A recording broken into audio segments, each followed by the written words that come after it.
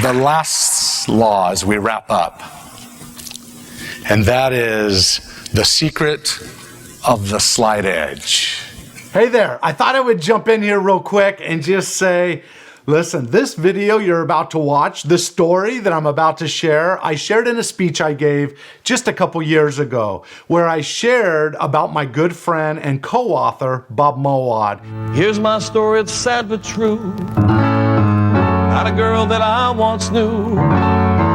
She took my love and ran around all the other guys in town. You know, he was a mentor to me, and we wrote the book together, The Secret of the Slight Edge. And the story behind that is what you're about to hear is powerful.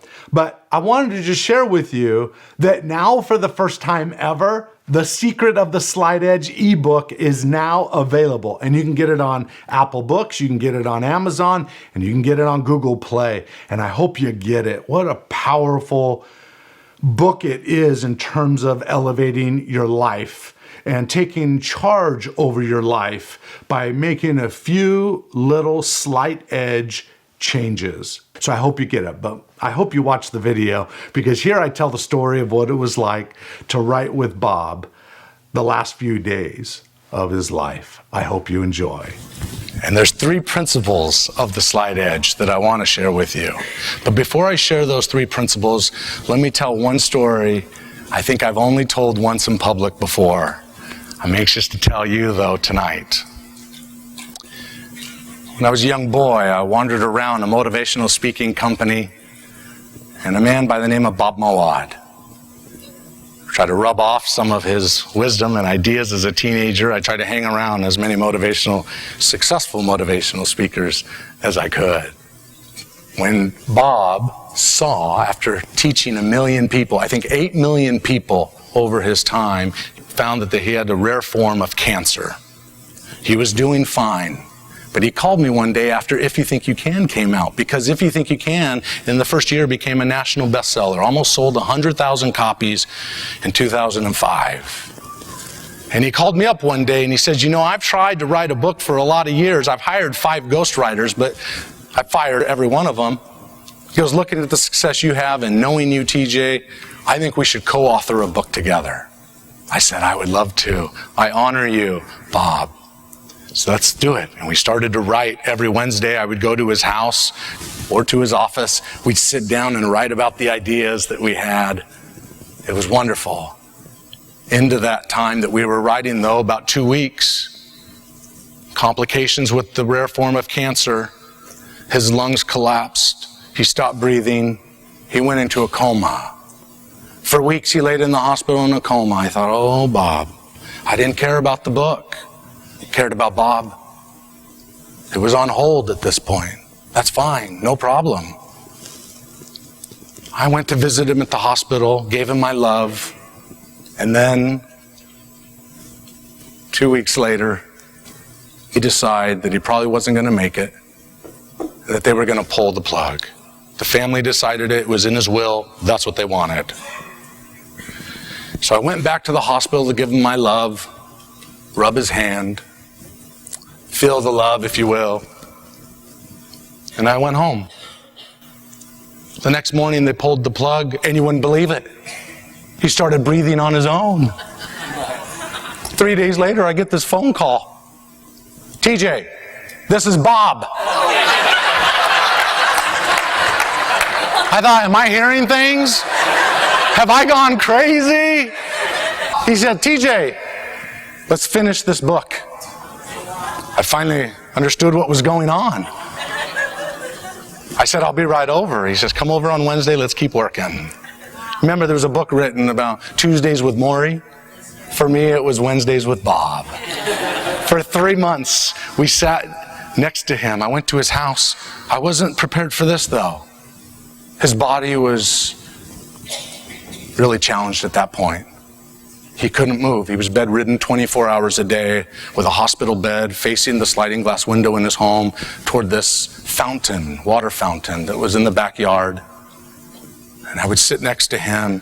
His mind was as sharp as a whistle, but his body was deteriorating.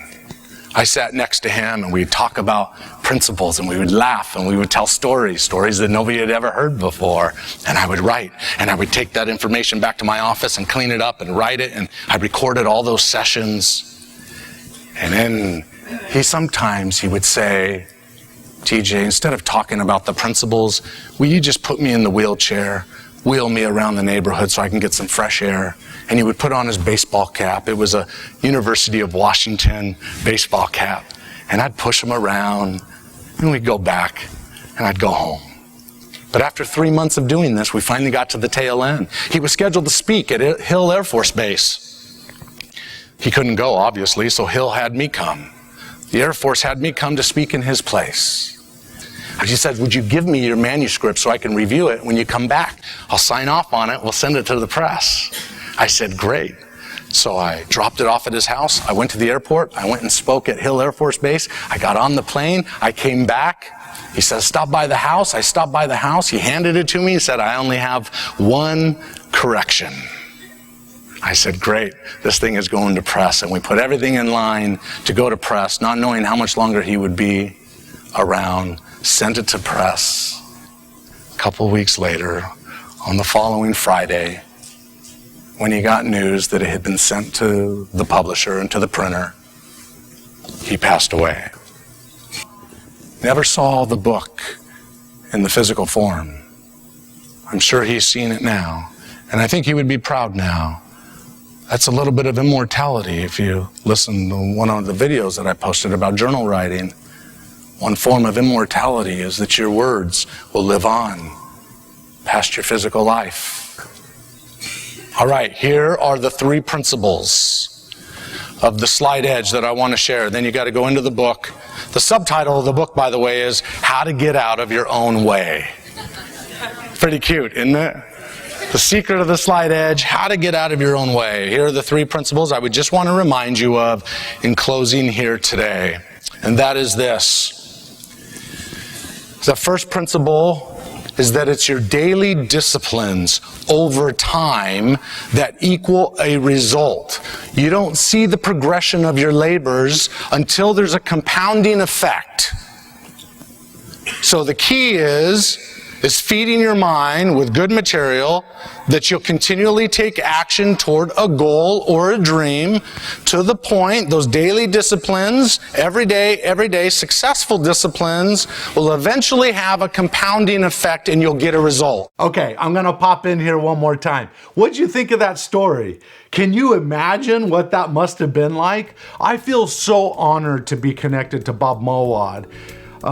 He has made impact on my heart and in my way of thinking in so many ways, as he has millions of other people. But to be able to work that closely with him, very humbling, of which I am very grateful for. All right, I invite you to go get the ebook. Again, you can get it on Apple Books, you can get it on Amazon, and you can get it on Google Play. I hope you go get it, and I hope you leave a review.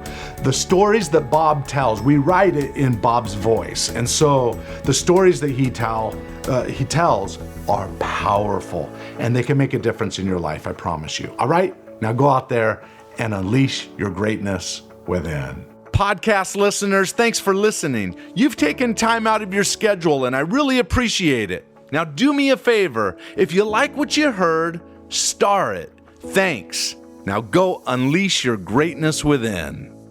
GreatnessWithin.com